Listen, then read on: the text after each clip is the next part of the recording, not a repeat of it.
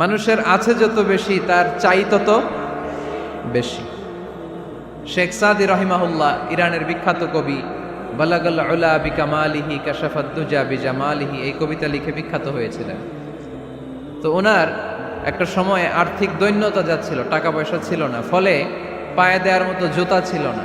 কি ছিল না?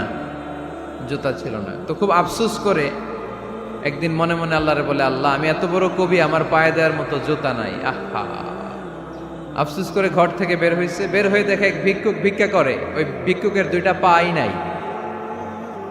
ভিক্ষুকের দুইটা, আর কবি সাহেবের কি নাই? জুতা নাই। কবি সাহেব যখন এই দৃশ্য দেখছে, হায় রে, আমার তো পা আছে, এর তো পাই নাই, সেজদায় পড়ে গেল। আর আল্লাহরে বলে, আল্লাহ শুকর আলহামদুলিল্লাহ, বেশ ভালো আছি, আর কিছু লাগবে না। এজন্য শান্তি হচ্ছে শুকর আলহামদুলিল্লাহর ভিতরে। শান্তি কিসের ভিতরে? শুকর আলহামদুলিল্লাহর ভিতরে। এজন্য আওয়াজ করে পড়েন আলহামদুলিল্লাহ। আপনার চাহিদার কোনোদিন শেষ হবে না।